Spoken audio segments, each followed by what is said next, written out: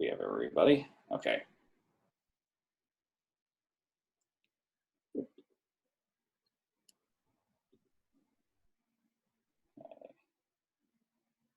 Hi, Jerry. Hi, Rob.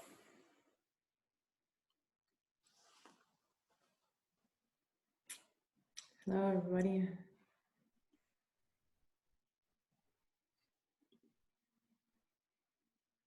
Okay.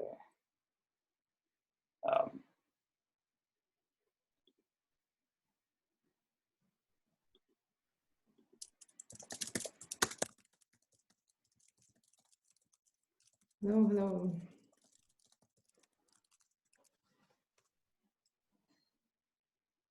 Okay, so welcome everybody, and thank you so much for joining us today. We are here as the Education for Development Workgroup, and what we will be doing today is talking about some possible topics for events for this year and choosing which ones we want to start organizing and setting dates for. So I'm going to share my screen, and I think this is,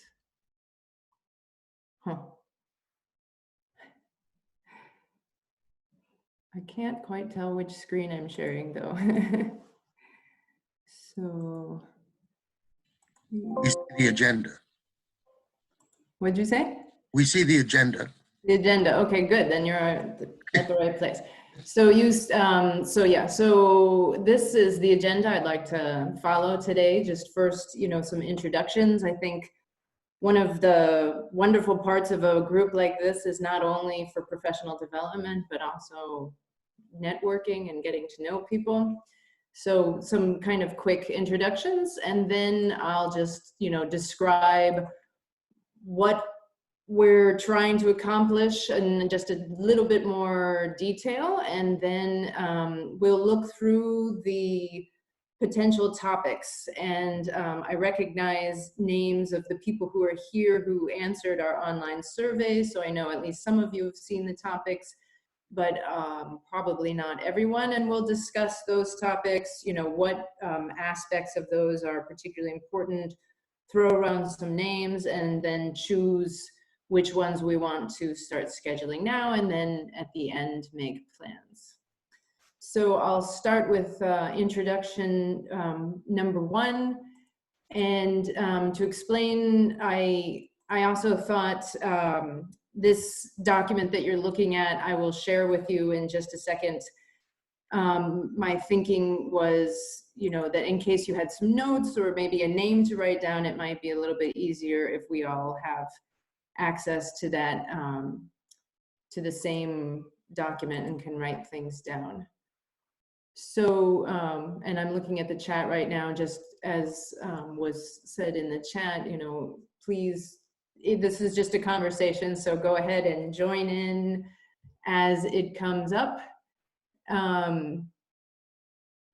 So I will first introduce me and the other co-chair, and then have you go around and introduce yourselves. And I'm sharing the link to the Google Doc right now. So there are two of us who are co-chairs. Alyssa Phillips, who you can see is not with us right now. We agreed on the time and date, and then she instantly got an invitation to a USAID meeting that she couldn't get out of. So she'll be joining just a little late today. But just to let you know, that Alyssa is at World Vision, and she works in all kinds of areas. She's worked in areas of life skills, literacy, preventing child labor, school retention, and school-related gender-based violence. My name is Kara McBride, and I work at World Learning. Currently, my two biggest projects are both literacy projects. One is in Lebanon. We're working on grades 1 through 6, literacy in 3 languages, plus math, plus social and emotional learning. And Then the other main project I'm working on is a similar project in Morocco, but specifically working with creative associates and of course the whole team in Morocco on creating massive open online courses for teacher training online. Before I was working at World Learning, I was in academia, and my specialty was teacher training and online education. So this is sort of my my moment right now in a very weird way. So what I would love is if we could then go around and just give a brief introduction to who we have here in the room, so to speak. And if you wouldn't mind too, just I was thinking you could, just write your name down, or yeah, I think if you could write your names down just so that we can have that as part of the record and make sure we get names right. That would be helpful to me. So Norman Paul Gibbs, you're in the first position on my screen, so I wonder if you could just introduce. Yeah, thanks. Hi, I'm Paul Gibbs, and I'm surprised. I thought this is my first time to participate in a group like this, and pleasantly surprised by the size of the group. I was expecting something much larger, so that's really neat that we get a chance to connect as people advocating for educational access. And I'm currently a PhD student at Arizona State University. Before this, my family and I were in the Dominican Republic, where I was a school administrator and working with several schools in Santiago to promote access for children from low-income communities and Haitian immigrant families. So my line of study at Arizona State is in migrant education and the role of civic pedagogies like participatory engagement to help foster migrant student inclusion. So anyways, that's my area of interest. Kara, it's interesting you mentioned the Creative Associates contract in Morocco. We just launched at Arizona State the higher education partnership with Morocco. And the Teachers College that I'm part of, I was actually there in January for the launch of the program with the Ministry of Education. And we're working to develop, and actually I talked to somebody about that specific program that you described when I was there. I remember having a conversation about it. But one of the major goal of this project is to support the development of a really strong teacher training program for elementary educators. Currently, Morocco does not have a strong university pathway. So we are involved with creating curriculum committees across Arizona State University with our partners in Morocco. And so it's pretty exciting. Looking forward to seeing where that goes. I think we may continue to run into each other then, depending on how things play out. Well, very nice to meet you. Jerry, perhaps you'd like to go next. I'm just going across the way I know it shows up on mine, isn't the way it's on yours. Hi, Kara. Yeah, Jerry Mendez. I wear a couple of hats. I'm the senior advisor based in the United States for Leonard Cheshire International, a British INGO that is working in Asia and Africa on disability inclusion, which is an area of work that I've been involved in for a few decades. And one of our core activities is inclusive education programming. And I'm also the secretariat of a new influencing platform called the Inclusive Education Collaborative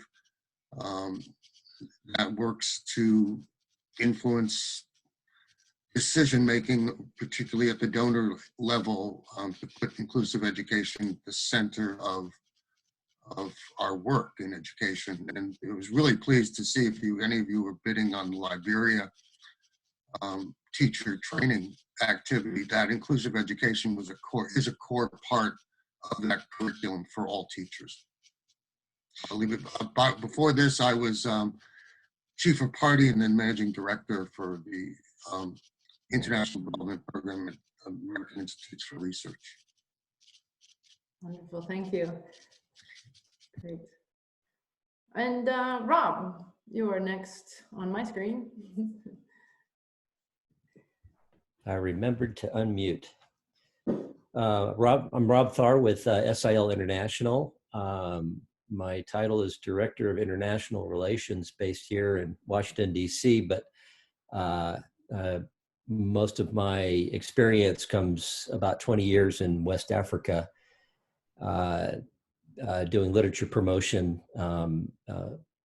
helping support multilingual education policy in Benin and Togo, as well as up in Niger.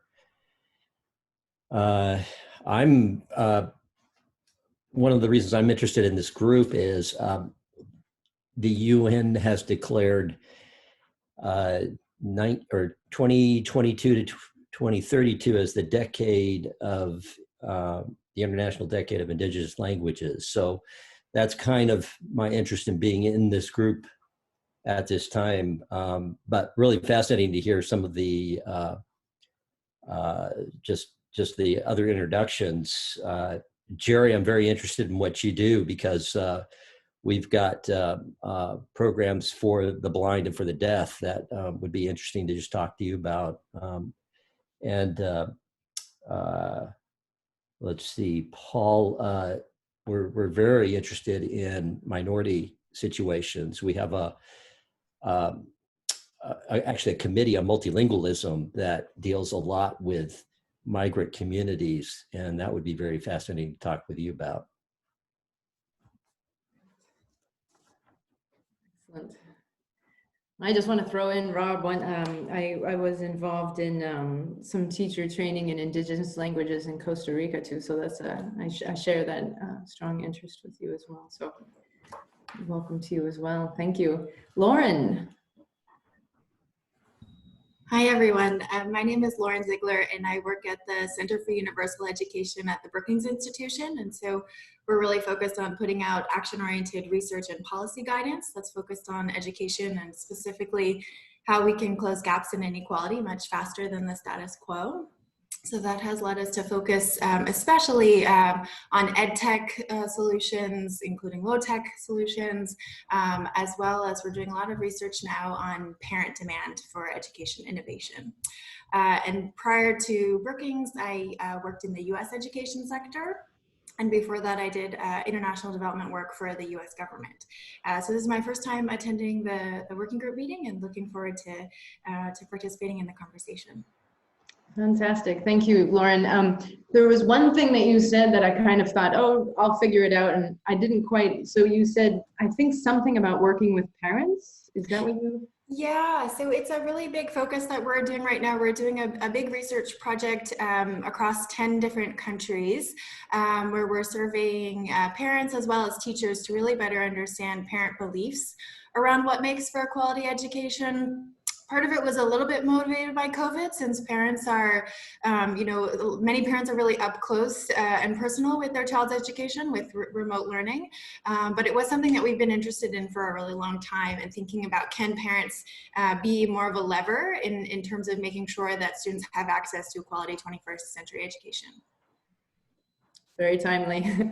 I love the stack of books behind you, by the way. Thanks. Speller.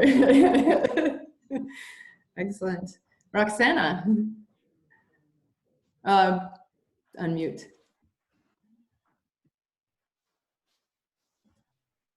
Hello, I'm Roxanne Ward, and this is only my second meeting with the SIDS working group, and I found it to be very exciting last time and productive as well, with a lot of interest, but also a lot of diversity and understanding, and hopefully contributing to some lasting solutions. I'm actually with my own consulting group called Manage for Knowledge, and I just recently completed a couple exciting projects. One was, and it's all related to online and mobile learning, with the emphasis on mobile learning in resource-constrained settings. And my emphasis is really the evidence base behind how adults learn. My work has been, in my history for some time, has been in the area of healthcare. So that's primarily continuing medical education, nursing education, community health workers, and folks of that nature. The two projects were, one it was in the Philippines, and it was a open source solution that was completely mobile accessible. It provided accountability, fed into the workforce data and documentation system. It's really great. And the thing that I feel best about that project is that it's continuing to go and to continuing to be working with the local groups that were trained, and additional training, including all the COVID training, is going online there as well. We also did a sub-project with an island group there, really quite isolated, and we did a project with tablets, which turned out to be really great. So I love that. The other is just a recent involving 13 different countries, and we're able to do an online a conference that was a USAID project, and it was great to bring folks together about index testing, and got great evaluations related to that. So it's kind of neat to hear what other folks are doing, and also the dedication to working in a low bandwidth environment. I've been to a lot of presentations and end of project reports, etc., where there's been a special commercial interest where there's one country and one platform, and then when the vendor actually leaves, it leaves a system that's basically empty silos, and there's no food or nutrition to continue on that educational program. So right now, working with the American International Health Alliance and envisioning some solutions that are based in Africa that would be a single platform, and that there would be the standardized templates, much like the Philippines. So that's very much of interest. And as you talk about things, it doesn't have to be just healthcare. It could be a variety of different topics. This one in particular is leadership. But anyway, that's my interest. I'm also a faculty member. I am teaching online and have been teaching online since my doctoral work. And my subspecialties area is knowledge management. So it's how all the pieces fit together. Anyway, I'm real excited to be here and hope that I can continue working with you. Great. Thank you so much. Let's see. So Paul Sherman is somebody on staff at Sid Washington, and I think I'll skip over him unless he wants to introduce himself. So then Shabnam. Hi. Hi. I'm Shabnam Kabir, and I'm a program associate here at Sid Washington, also a staff member, and I'm also a graduate student at George Mason University, where I'm studying global affairs and specializing in global governance and public management. Thank you. Thank you. And Devang? Yes, hi. Hi everyone, my name is Devang. I'm also a program associate at SID. I am currently an undergraduate student at the University of Chicago. I'm studying economics and political science. Happy to be here. Great, thank you. And then Jessica. Hi, everybody. My name is Jessica Friedman. I am a project manager at DAI Global in Bethesda, Maryland. And for those who aren't familiar, DAI is essentially a global consulting organization. We do a lot of work with USAID and have historically worked in the areas of governance, economic growth, stability, environment, and some others. And we have been building our education portfolio a lot over the past few years. And right now we are holders of 3 of the first round of youth power contracts. So we do a lot of work on youth workforce development, positive youth development, things like that. Our education and governance work is also a focus that we're trying to build, as well as education inclusion. And I work on one of our Indonesia youth workforce development projects that has a heavy disability inclusion focus. Yeah, that's it for now. Great, thank you. Very nice to meet you, Jessica. Let's see, Zahabia, or I'm not sure how to, but so the person who's, yeah, you, please. Hi there. Hi everyone, my name is Zahabia Mama, and I'm a program associate at Chemonics International in the Europe and Eurasia region. And while both of my projects focus more on economic growth and trade and democracy and governance, I have an interest in education and youth development. So I'm here to also participate and listen to you all. Great, thank you, fantastic. And Sandy. Hello, everyone. My name is Sandy. I work for Cambridge Education Trading as Mott McDonald in Arlington, Virginia. I'm an assistant project manager, and I work in the international education sector. And basically what we do is we design and we implement education projects in order for marginalized students to receive access to quality education. And our main geographic areas are in South Asia, Nepal and Bangladesh, and East and West Africa. We currently have education projects, all of them surrounding literacy in Senegal, Democratic Republic of Congo, and Rwanda. And I'm interested in this group, basically just to sort of like learn more about this sector. I'm very new to the field. I just received my master's in international education development from Columbia University last year. So just here to learn more. Great, thank you. And there's one more, it says line F on your screen, and I don't know if that's a Sid Washington thing or a name, so. I suspect it might be just part of the mechanism. So did I get everyone? Is there anyone else to introduce themselves? Okay. Good. So thank you, everybody. And exactly as, do you go by Norman or Norman Paul? I go by Paul. I like to keep people guessing, so I tossed the first name in there too.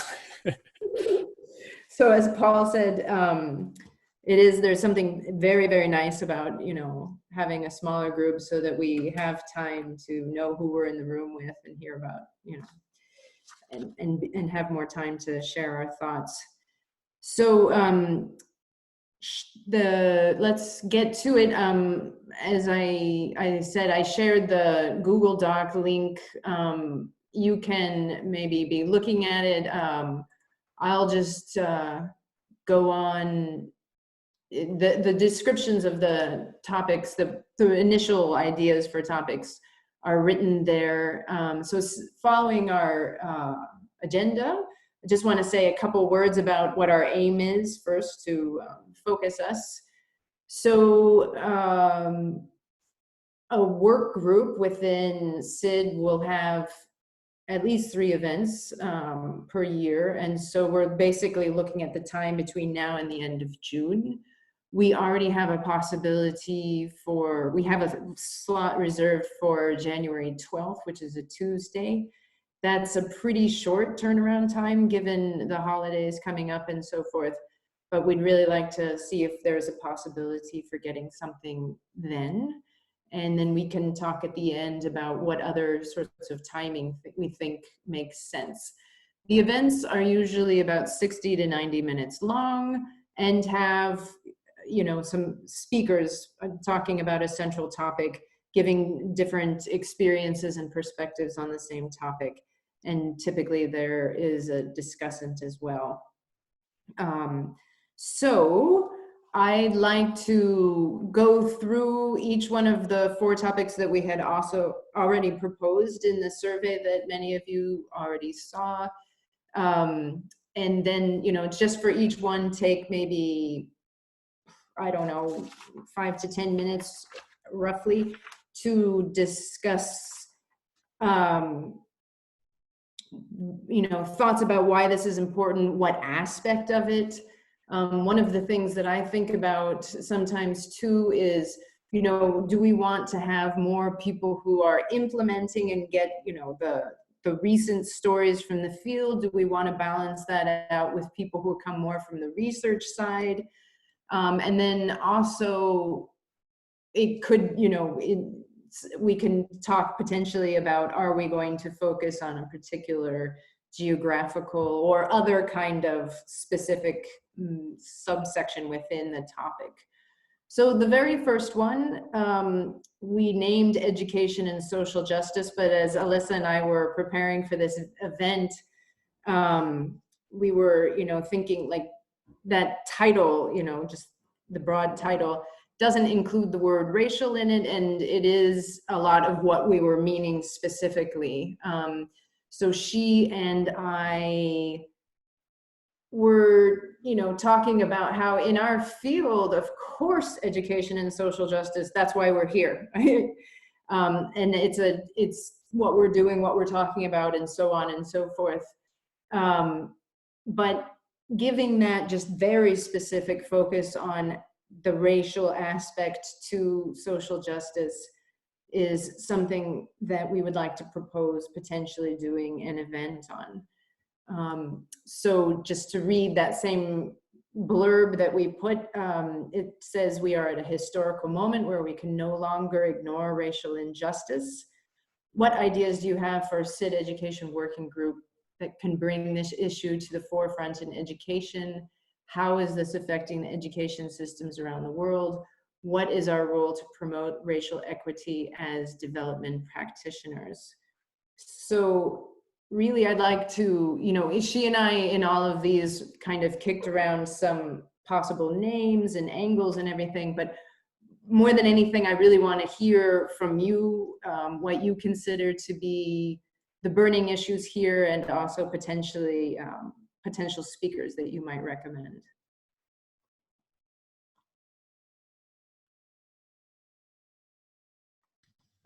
If I could jump in, Kara, last week there was a webinar hosted by UK FIET on ethics and international development and education. Mm-hmm. And I thought it didn't actually go where I thought it would go, but I think it's a really important topic that connects to the one on social justice, because in one perspective, the relationship around decision-making between donors and implementing partners and the nations where we work is not terribly equitable. To put it, it's sort of the very architecture of international development for education does not necessarily lend itself to true partnerships often.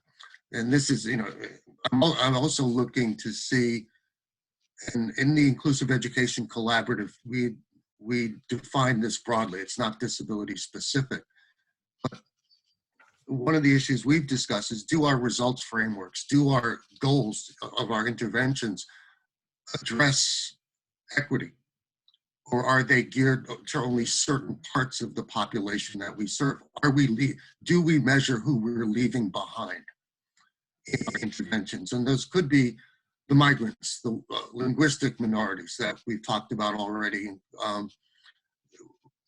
And so I just wanted to put that out there in addition to I think, a very important topic of social justice. Interesting. Yeah, Lauren. I think that this would be a great topic. I also was wondering too, if we could think a little bit about, what do we really want to accomplish with the 3 events, especially now that there's so many, virtual events. We have a little bit of event fatigue, and I think a topic like racial justice is really important and might require maybe a series of events. Or what would be the commitments that we want to come out of this? Is it, that we all commit to look into our own organizations, or to talk to, 2 to 3 people at our organizations to do X or to do Y? Like, I think that there are a lot of places where people can go to get information about this. And so I would love to see us to be a bit more proactive and say, this is what we're doing and this is the result that we want out of this, or this is a conversation that we want to create and continue. That is an excellent point. Yes. I like, yeah.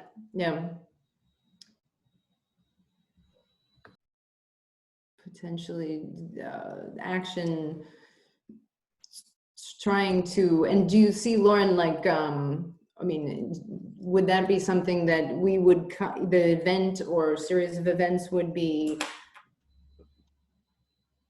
created with that proposal of a specific outcome for the people who participate in the event? Or do you imagine, yeah, go ahead.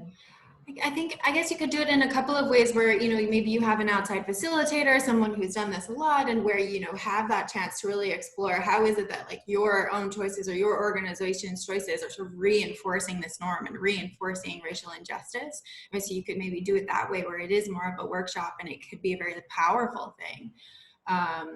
Or, you know, or it maybe the first one, sometimes too, is like you sort of start off light in the first one where, you know, nobody feels really, you know, uneasy. And so maybe then it is more just learning in the first one. And then if you did a second one, you could go a little bit further to look at like your own biases and how we're contributing to this system. But I think, you know, curious how others feel, but I would love to see something more than just sort of the initial presentation, but something that actually kind of tries to go a little bit further to make inroads in this. Sorry, Kara, let me just make some comments on this just from the SID standpoint. So from a SID standpoint, we've actually already have done some programming on not specifically, you know, racial justice in the education part of international development per se, but we have done quite a couple of events on, you know, that kind of in that realm. You know, we've done we've had one on the history of colonialism and how that is affecting what the international development community today. We did one on decolonization and what that looks like.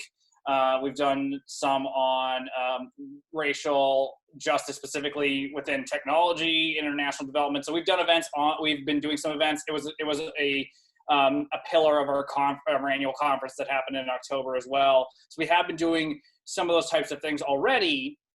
Doesn't necessarily mean we want to stop. We obviously don't want to stop. We want to keep the momentum going. We do have a few events in the works on this topic. So we have been moving forward on that.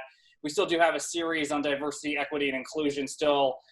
That is ongoing. That is still happening. So there are parts of the programming that we are keeping moving forward, and that is a big priority on our end, and not just, you know, from us, but also our board. Our board is very active, and they've been very much wanting to us continuing this work.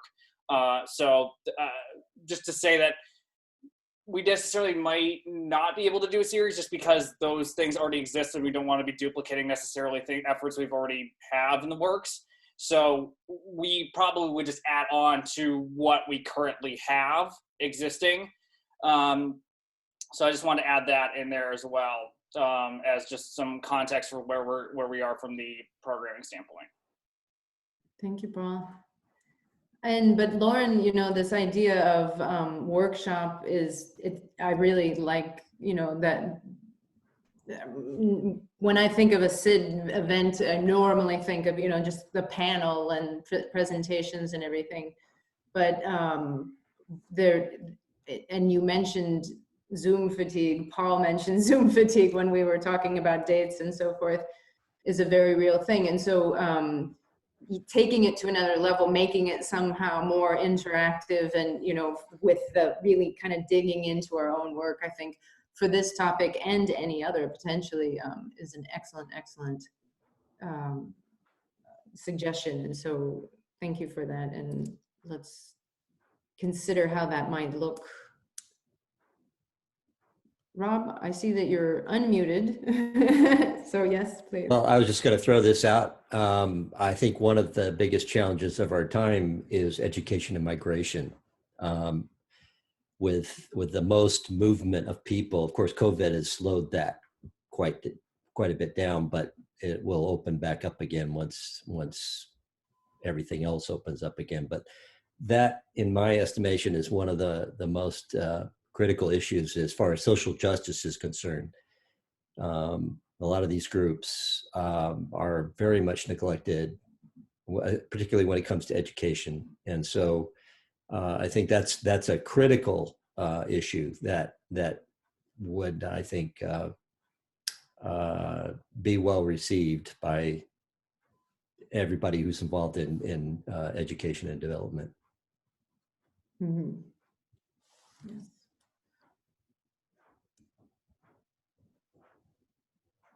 Any other thoughts on the topic, on maybe advocating for a particular focus, and or are there names, specific people that you think would, you would suggest as speakers for an event like this, or facilitators? Okay, this is Roxanne. I have my hand raised, and this is sort of the evaluator in me, looking at educational programs. And I would dare say we don't educate for education's sake. We don't just go out and do programs just because of education. We do it for an outcome or a goal that we'd like, right? And that is, the outcome is inclusion in the economic and social framework, right? So that might be one of the kind of the matrix that we look at in terms of how are our programs really leading to that outcome. And it might lead us to think differently about what our programs are. It might lead, I know there's a real trend going on for really relevant training, meeting a certain market need. And it could be just helpful in taking a look at the programs and seeing how relevant they are to the ultimate goal. Yes, that is a good point. It's very interesting that you mentioned that too. I mean, it's a point I'm not, I can't disagree with what you just said. At the same time, Roxanne, I was interested. I was at an inclusion event last week, and one of the speakers was looking at the way that indicators are worded and the way that SDGs even are often discussed in certain documents and so forth, and was talking about the dangers of only framing it in terms of the economic possibilities, which was just another interesting perspective, on, but it was more from looking at inclusion with students with disability, but it's a social framework though too, because as individuals become aware, awareness is a big part of that, and then educated, and then like the action steps to actually move toward an economic community, a strong economic community. So I think that's a part of it, but it's also relevant to the projects, whether it's agricultural training, what's needed, what's relevant, and it gets back to also adult education and how adults learn how their brains work, and that is that they need to have it attached to something relevant to them. So certain things they may not want to learn about Shakespeare, but there may be other things that are quite relevant. Yes. Kara, if I could just pick up on what you said. If you look at the GEM report on inclusive education that came out earlier this year, it really does at times talk about inclusive education as a laboratory for social justice, for democracy. That, that you draw a circle around every child, and then you design your system. And there are trends to do things like learning grouping by ability that tend to go against that. And so I think, and one of the groups that's really behind this, not only the GEM report team, but also the Open Society Foundation. Soros invested in education in the post-Soviet world for that very reason, to advance democracy. So I think there's a strong link between, at least some advocates for inclusive education see a strong link between inclusion and social justice, is creating that environment where children expect to be around diversity. Yes, and yes, I think that's the sort of like you got to the very core of the argument, I think, even though he himself didn't quite put it that way, I think, but that sort of the need to be around humans as they are. Yes. So I just realized I don't, okay, there we go. I need to make sure that I can see I sometimes forget to open up the part where the hands up thing is. So I'll go ahead and push us on to the next topic just to keep us going maybe about 10 minutes so that we can sort of look at the bunch then at the end and, you know, say like, where does this leave us in terms of which are the most relevant topics that we want to see an event on soon and what angles. So then changing the topics rather dramatically, the second one was on training and coaching teachers at a distance. So as we worded it, in a world affected by ongoing crisis, how can we support teachers better? What type of teacher training is most urgently needed? What are the essentials that teachers most urgently need in their new roles? How does teacher coaching or mentoring need to change under the new context? How can we use this tool to better support teachers in the most remote and disenfranchised areas of the world? Wonderful, and Alyssa is joining us now. So, and I see we have a couple new people, so welcome, Alyssa. This is our other co-chair. And hi.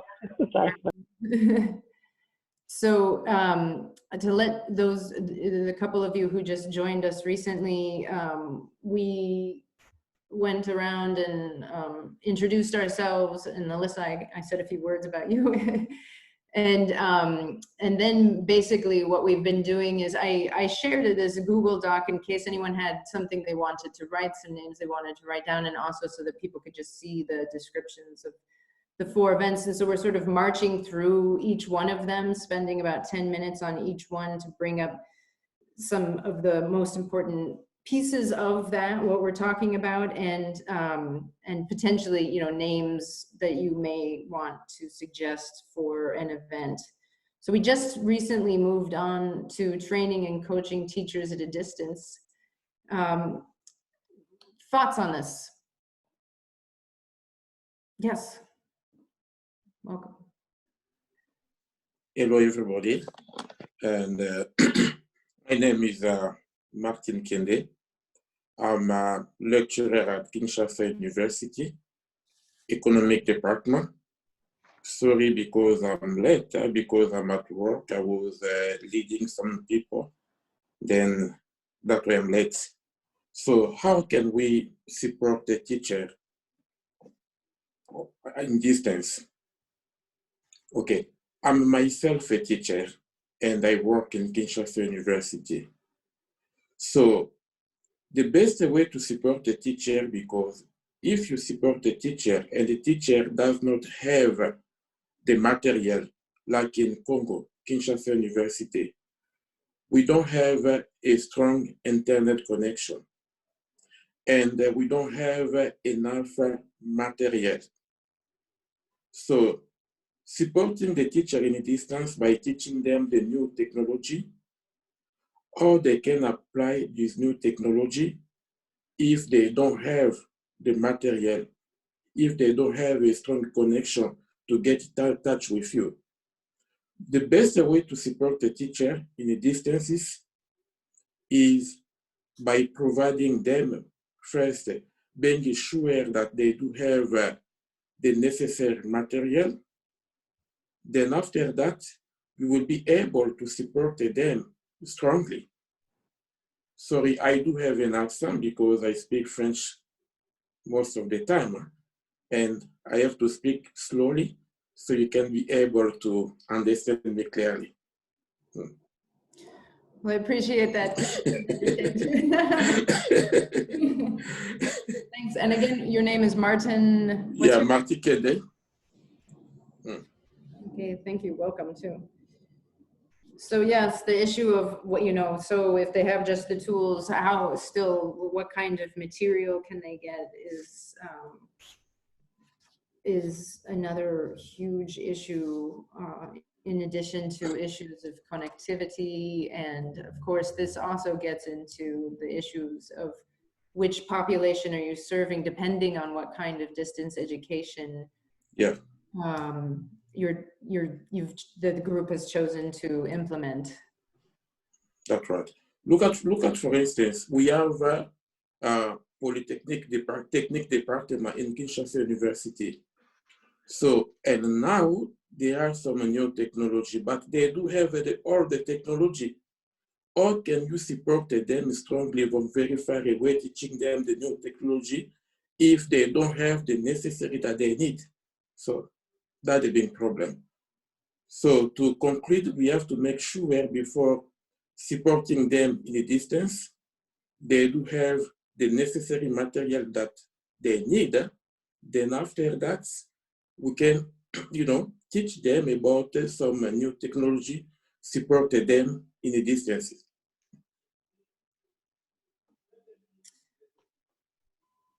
Yes, yes, and I suppose that connects also to the whole movement of the open educational resources, trying to create quality material and share it so that people do have access to a lot of the material, with the assumption that somehow they can get online to access all of that and know how to adapt it to their context and all that.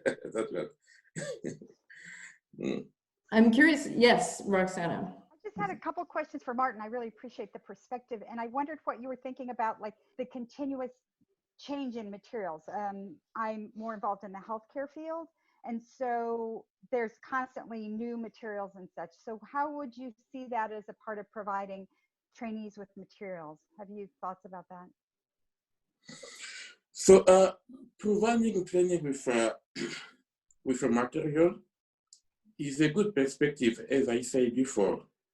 But first, when you are getting in contact with the people that we decided to support for education, as I said before, and if you want to teach them about a new technology, try first to make sure that they do have what you are going to teach them, like a material. If they don't have, think about sending to them first. Then after that, you can support them.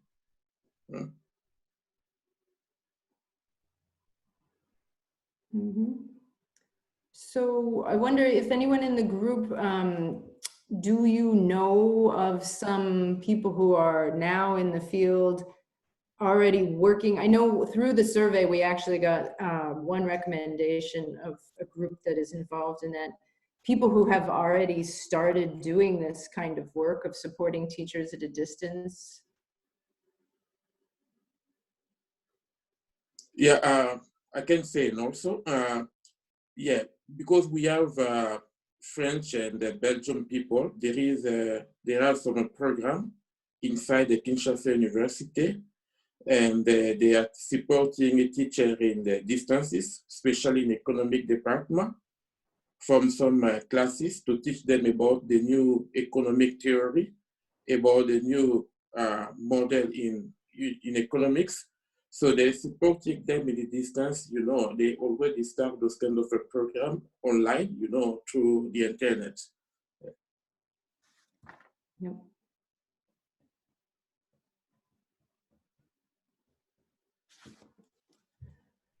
Well, this was a topic that I proposed in part because in Lebanon, we are getting into the beginnings of the, training teachers to teach online and also, having all of the contact in terms of both the training happening online as well as the ongoing coaching happening online.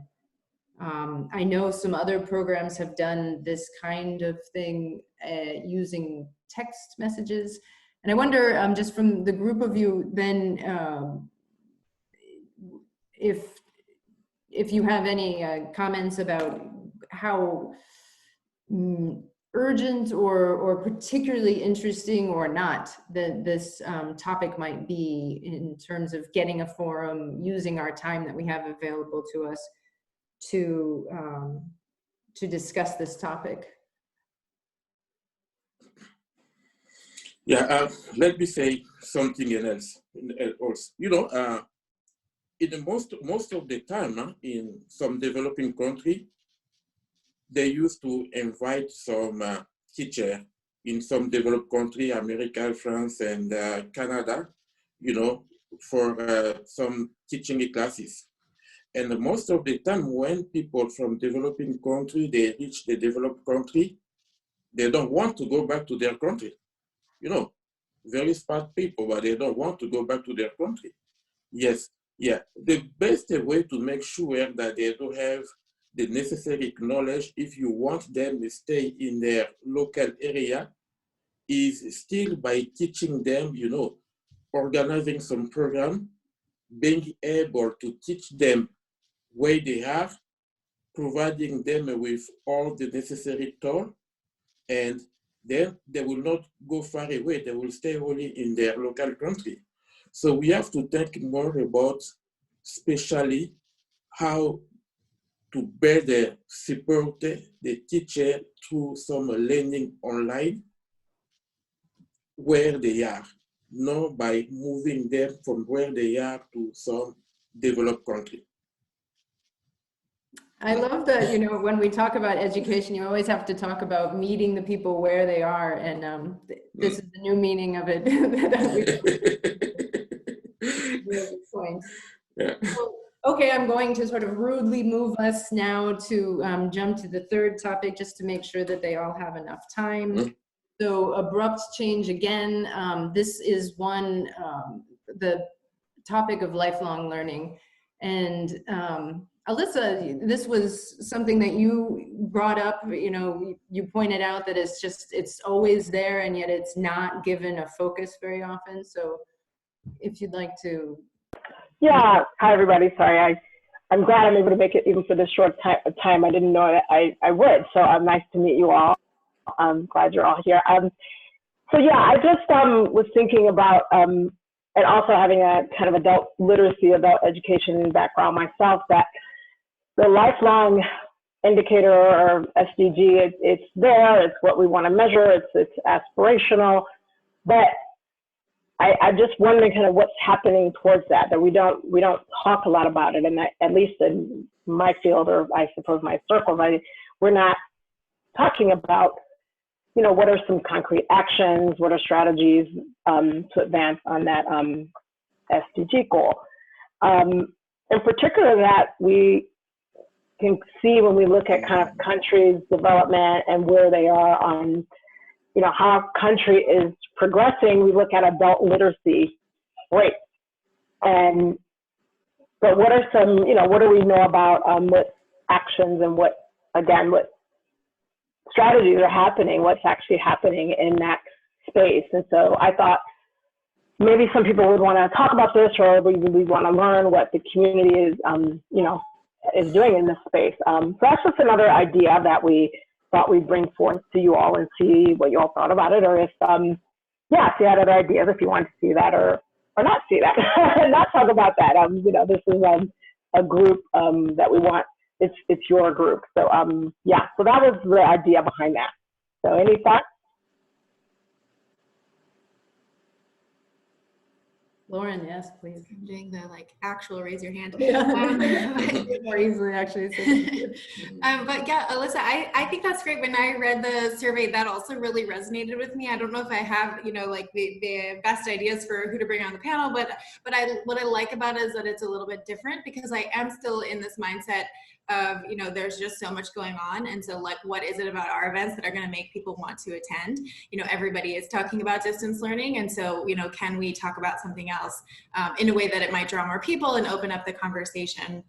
I know we're doing a lot of work at Brookings in general on like reskilling in the workforce. So I don't know if that's something that would fall into that conversation, or also is it about, you know, talking about the 21st century skills that we're teaching to students, you know, in primary and secondary, that becomes the foundation. But, you know, would love to explore the topic more. And I think it's something that, you know, I agree with you, could get a little bit more attention and might be something that could stand out for us as the working group.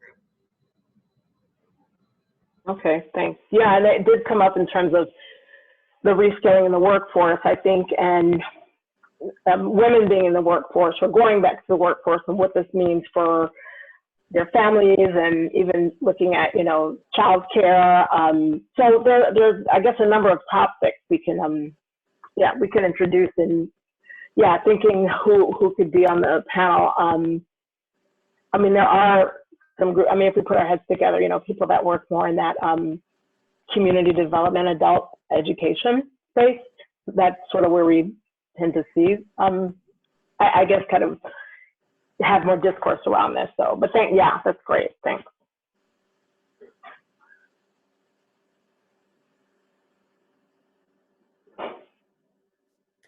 Anybody else? Go ahead, Kara. Do you have something to say? Within this topic, it's the issue of what kind of role parents or caretakers play in children's education as they're doing distance learning is just one of many aspects of the kind of lifelong learning that a lot of adults are having to do that wasn't there. So one possibility for this, this topic also fits within some of the other topics that we've brought up.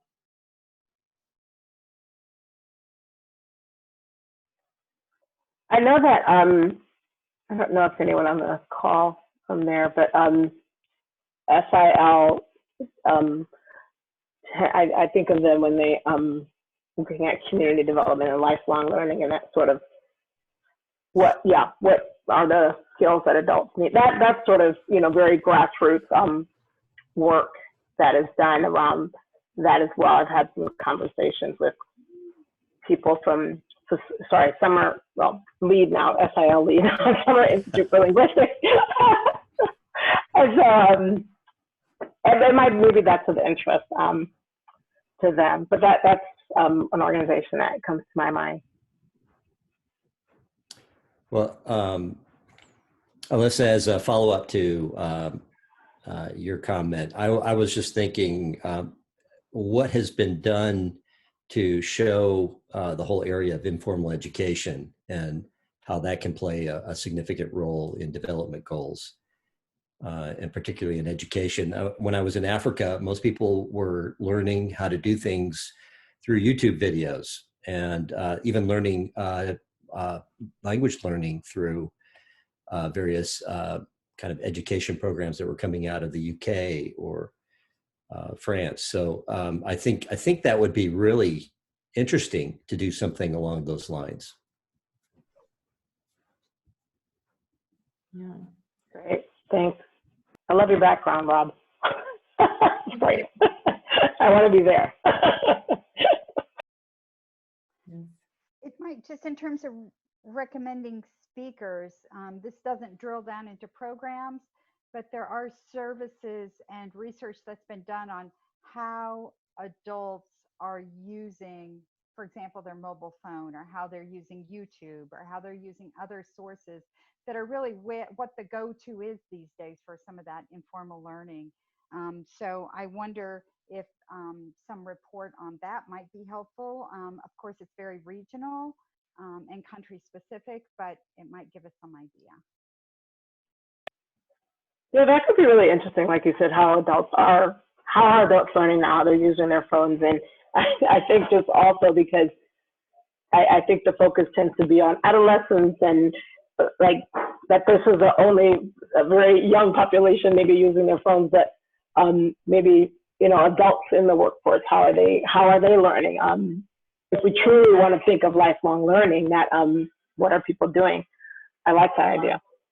Well, and also when they're multi-generational families, you tend to see the older adults can also learn because of their connection with the younger ones who actually may have the tablet or the phone. Yeah. And I can see an event like that might be, for me, just very good opportunity for brainstorming how you could try to help that tendency along in a particular community, enable more of that kind of learning to happen. Could be an angle. I just in general liked the when Lauren said near the beginning something about more of a kind of workshop sort of thing. I feel like I'd like to see that in at least one of our events, where it's really just kind of getting the people not to just listen, but maybe, you know, work on generating ideas within the small group during the event. Almost like leaning into the trends that are actually happening and how people are actually using technology versus how we want them to, or how we kind of envision that it worked for that, but it might not work for this country. Yeah. Building on what is already there. Yes. Okay, and now I'm going to push us one more time to the last topic. It's distance learning in the COVID era. So as communities face uncertainty in the viability and safety of in-presence classroom activities, many school systems have begun implementing online and other types of distance learning options. What practices can reduce the negative impacts? Sorry, I skipped a line. Many of these options can exacerbate access inequities. What can reduce these negative impacts, both online and through other types of distance learning, and in the areas of accessibility and caretaker involvement. So certainly this is a topic that is being talked about a lot right now, very much. Are there particular areas that you think you and your colleagues want to hear more about, or something particularly exciting that you have recently heard about that you think should be followed up on? Terry. Yeah, I don't know how familiar you folks are with the Save Our Future platform. This is set up by the Education Commission, and with the involvement of a couple of the multilateral development banks. And I can share a white paper. I don't know if I can share it here, but that was done on sort of this topic. What do we do in the education space to address the widening gap of distance learning in COVID and in a pandemic? And they put, you know, essentially they looked at equity across in financing, in curriculum, in building back better, and how do we spend the first dollar on the most marginalized, essentially. It was a part of that. And I was heartened to see that focus from such a sort of high-level Northern group. So again, I think going back to something I said earlier, intentionally measuring who we're not reaching, who has been left behind, before we start addressing what we think is going on as a result of the pandemic. And even there was a line in the Save Our Future stuff about starting with those who were out of school before the pandemic. Yeah. Yes.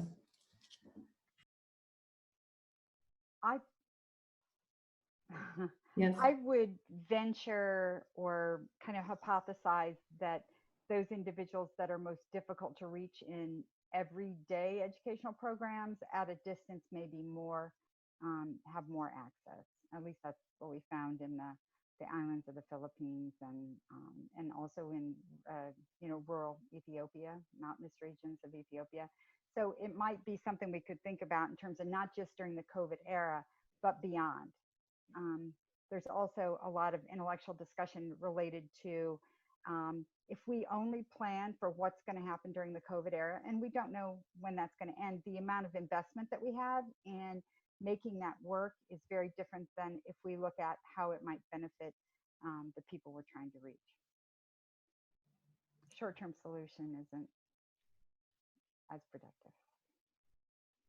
Yes, I feel like I need to say something to hold the space, but that's something I kind of want to mull around, but yeah, changing the way that we're approaching the issue. And also, yeah, if we were somehow to all of the efforts that we're spending on this right now being too specific to the circumstances we have exactly now isn't the best way of going about it. But so what you're saying, if I understand you, Roxanne, is how can we work on these issues now, but also seeing it as, even if we didn't have COVID, how can we make this benefit the most number of people, and see while there are some groups being left out by it, there are also some that now have more access. And so seeing both sides of it and trying to build on our strengths. Yes. Yeah, thank you, Jerry, for that link. I am going to copy and paste this before I forget and close this window. So are there people associated with this white paper, Jerry, that you might recommend for speaking? Yeah, one of the people behind it was Christine Newman. She's formerly with DFID. Before that, I think the Asian Development Bank. She's currently on loan to the Education Commission. The Education Commission was set up by Gordon Brown to do this, to be the funding platform for the International Funding Facility for Education, a new platform that's trying to go, this is the billions to trillions platform for lower middle income countries through the multilateral development banks. we can be in touch. I put my email address in there so we can be in touch afterwards. Wonderful. And I was involved as a reader, reviewer of some of the major white paper, as well as the one on the most marginalized. Great. And I did want to say, you know, when I'm asking for names of potential speakers, consider yourselves as a possible answer to that question, you know. So yeah.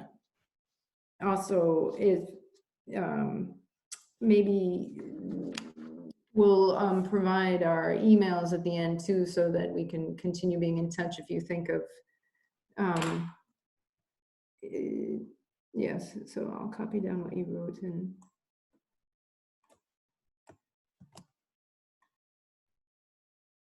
this is a topic that I would be particularly interested in hearing something more about myself, because I'm involved in programs where we're doing good work, but there's, you know, there's so many issues of trying to do things in time, and you know, and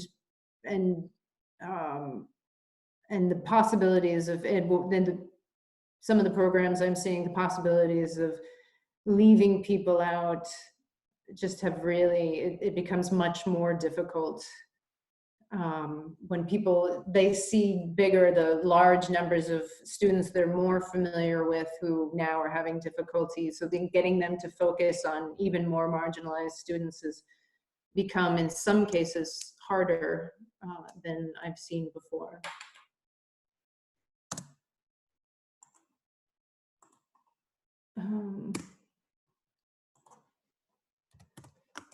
I think Martin has a comment.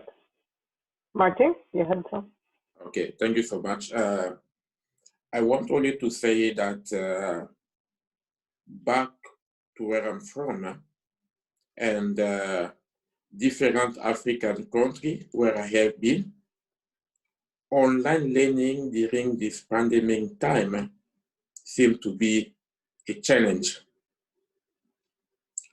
Here in the United States or Canada or Europe, you can get access to internet everywhere you are, because online learning is supposed to have a strong internet connection. What about most of the African universities, especially some Congolese university like Kinshasa University, which is the largest university in Central Africa? Even though the professor, they don't get access to internet. If you want to get access to internet, you have to pay more money by your pocket.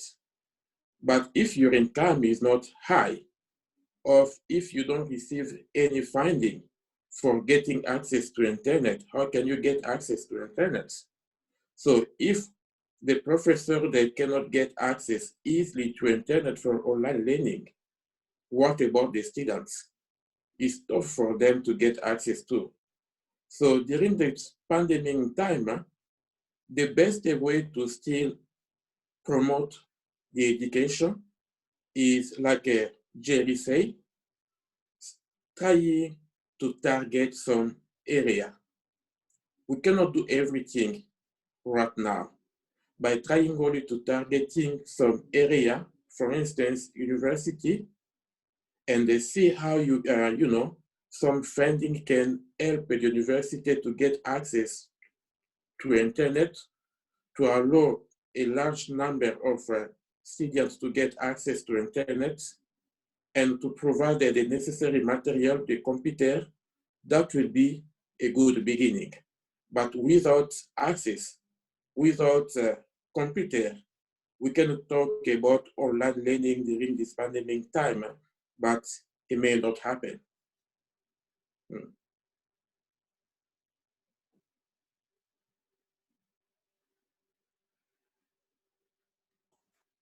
Yes, so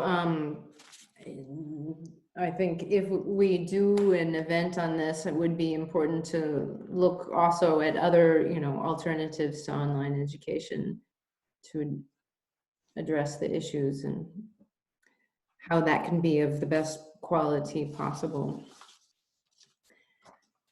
So in the survey that we sent out, we also left a space for if anyone wanted to suggest alternative topics. There was one that was mentioned in the survey that was global citizenship and weak democracies. If you're on the Google Doc, I did add that at the very bottom. And I see another note that says it would be helpful to discuss sustainable structures in addition to the specific content area interventions, which is absolutely, I don't know if but yes, excellent point that, you know, unless there is a sustainable structure to allow for interventions to continue, they won't. So that needs to be included, I think, in any topic that we cover. Or I don't know if someone meant it as specifically like just focusing on that issue. So in the next couple minutes, I'd like to hear some, you know, of these topics. We do need to narrow down to 3 topics. We could do this through a vote, or I don't, of these broad topics, I guess we could just simply, you know, indicate which ones of the 4 that we've mentioned. We also have these other couple though, that are the sort of the most urgent.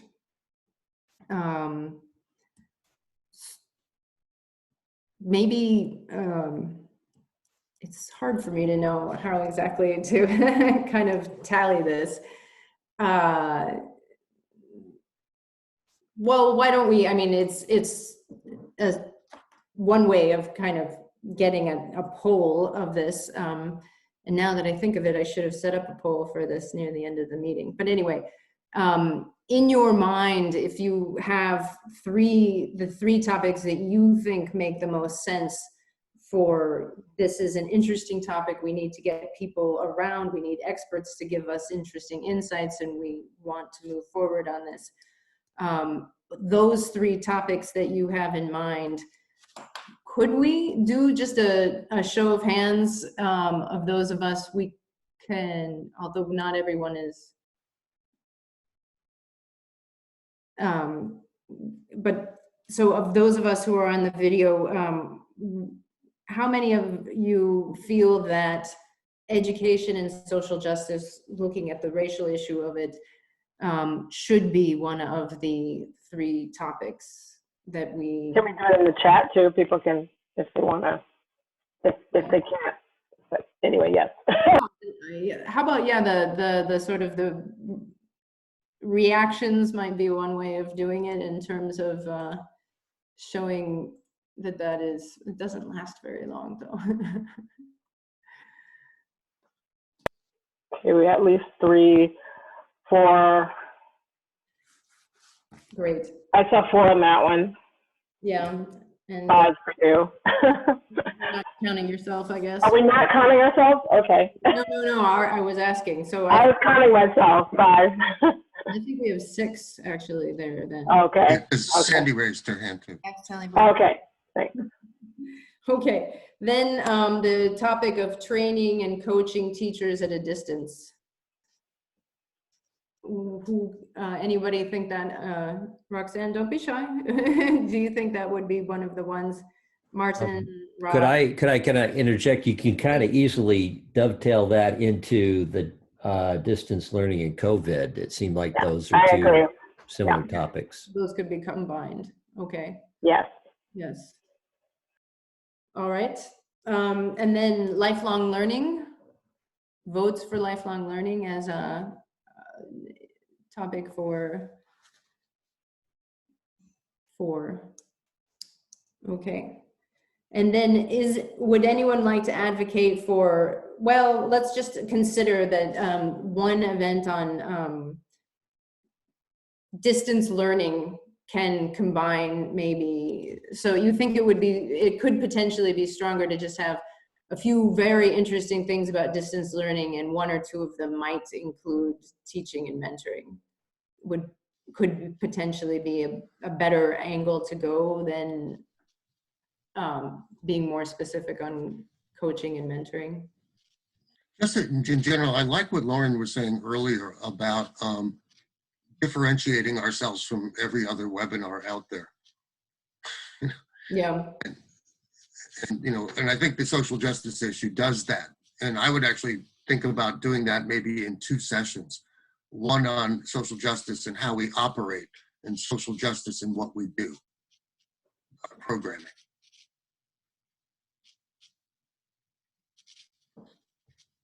And I think the distance learning or the lifelong learning is a different topic than I've seen out there. Mm-hmm. Okay. Yeah. I had a quick note about distance learning. In one of our literacy projects, we sort of discussed using the radio as a way for both adult learners to learn like remotely. And I think that we were also sort of discussing in a paper for primary students to use the radio instruction to learn as well. So just wanted to put that out there as a possibility. Sorry I wasn't here for the racial justice discussion, but I was just curious, were we kind of not expanding it, but was it framed more as a social justice or racial justice? In my mind was definitely thinking that we actually do need to talk about race, and that we can talk about other things, but I know when we say social justice, we talk about poverty, and it's a more, for me, I thought kind of more comfortable space. We talk about poverty, but whatever, I didn't know what the group had talked about. So just wondering. Some of the notes that I have was talking about just even the whole decision-making process behind how programs are even framed, and how, who is it who's benefiting, how are they set up, and are they set up thinking about all groups equitably? This is where Lauren made her comment about maybe we can do something that has more of a workshop kind of aspect to it, where we actually commit to certain kinds of action. We plan things during the event. Okay, great. No, I was just wanting to see what people are thinking. That sounds great. Yeah, and yeah, I'm all for the idea of kind of, if we can workshop something more, that'll be different too than not just your webinar. So yeah, if we can do that. Thanks, Lauren. Yeah. So these, one possibility that was put on the table was potentially doing 2 different events on social justice and then one on lifelong learning as, you know, topics that are of incredible importance and maybe not the same thing that has been presented, you know, that you've already seen many webinars on. Thoughts on that possibility?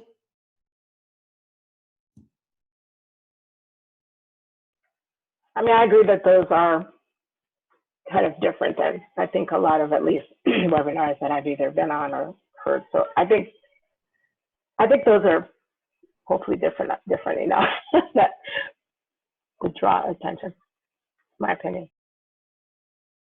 Would we then be comfortable with deciding that for this year, we're not going to have a special event on distance learning?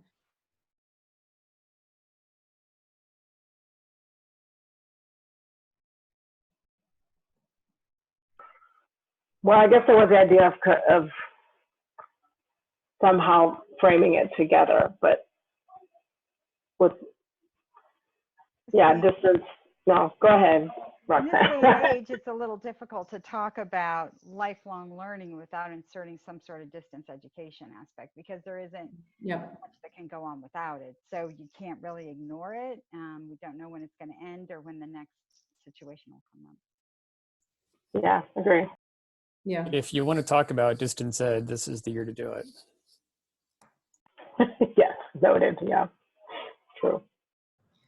Yeah, and I think it would just be good to think about what is our angle. Like, is it that people are not talking enough about the training of teachers and coaching teachers? Because it does feel like there's just so much out there already that I don't know what would add value. Mm-hmm. Well, I think the issues that were raised by, is it Martin? About, you know, the internet, that a lot of it is internet, that, you know, teachers or coached or trained that it's all very internet based, but we're not looking at a lot of what other technologies, what else can we use that is, we can't just rely on internet. So opening that up, I think we default to that a lot. So I think having that discussion, you know, like you said, this is a year and how can we be a little more creative in it? That can't be the only thing we do. Right. A couple of comments. I'm sorry, I know that I'm a newcomer to this conversation, but I just thought I'd mention some things that have come up in this past year. And that is that the creative ways that people in low-income communities are dealing with COVID, I think is something that my guess is people in the development community would be interested in hearing about. You know, the schools that I work with and still connected with in the Dominican Republic, you know, one of our schools, most of them have gone to WhatsApp, which I'm sure you guys are familiar with that. That's been the major go-to with distance ed right now because of the free and widely distributed nature of WhatsApp. But you know, how teachers, a lot of these institutions have been paper and pencil, and you have missed out because of finances on the internet and the internet explosion of the internet. And so we've also got schools that I've worked with that teachers don't have laptops and they don't know how to use laptops, and they're being asked to do it by the government and jump into Google Classroom, and they've never even have had no connection at all whatsoever with an online format like that before. So there you've got both the modality and the teacher training rolled up into one, and tons of financial issues rolled up into it as well. So to me, it seems like there might be interest in that, looking at it not so much in terms of, and there's a lot of development angles on that from my perspective, but I'm not in the mix the way you guys are right now professionally at this point in my life. So I guess the question is where is the financing behind this, and what kind of interest is there from donors in this area? Great. So we're getting a couple comments through the chat. Low tech. So Alyssa suggested a 2-part series on social and racial justice, and then yeah, we're building on what Jerry that it might be good to do that into. I thought that was interesting. Distance education and lifelong learning. I think that is a very good way of, kind of bringing together all of these topics. And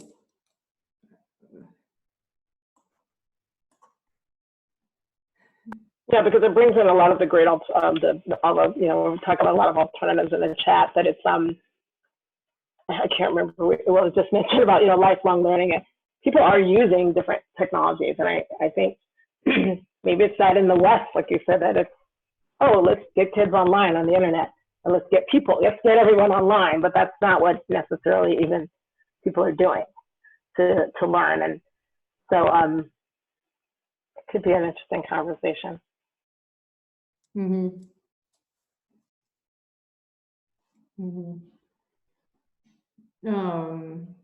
So I am aware that we only have 3 more minutes, and it's kind of a very heavy or very important decision to make, exactly how we slice this. And what was said just recently about, potentially if we're looking at distance learning, one possibility could be just looking at, what besides the most talked about, and what besides online learning, and what kind of alternatives in places of lower resources we could look at. But if we agree on some of it seems like if, I don't know, I guess our next step is if there's some interested parties on this call that want to work with us to do that shaping of these topics. I think we don't, in terms of the decision, like maybe if we've agreed that, I don't know if we've agreed that we're getting some synergy, and like I said, I see some great comments from this chat, then if there are folks that would want to work with us on some of that, that would be awesome, and that's our next step, I think. I think so, yeah. Paul's on this call though too. Next step. Help us with our next step. I think that's the next step. So I feel like we're very close to defining it, but we need a little bit more time than this exact meeting to do so. So what I would ask, some of you have already given us your emails. If you would be, willing to be part of our sort of finalizing the exact angle of these topics, please go ahead and share your email either in the chat or on the Google document. And then Alyssa and I will be, within the next day or two, we'll, decide on what are the big buckets, and figure out how then, we'll if you've given us your email, we'll send you that, and then you can reply to us and say, yes, this is where I would like to be plugged in, and or just give us suggestions and so forth. So thank you very much for adding your information and so forth. And it was a real pleasure to meet all of you, and such an amazing group. And so I really appreciate you helping us too to think about these topics and make sure that it's something that will be of interest and be useful and have some kind of effect on these absolutely essential topics. So thank you for that. Thank you both for sharing. Good session. Nice to meet you all. Nice meeting all of you. And I'm happy to help out. Thanks. Yeah, I think I got a lot of, okay, Martin, let me get your email. I think I got most everybody's email. Hopefully.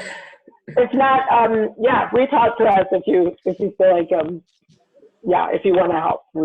Our emails, like, I think, are on the site. So thank you. Okay. Stay healthy. Bye. Bye. Bye-bye.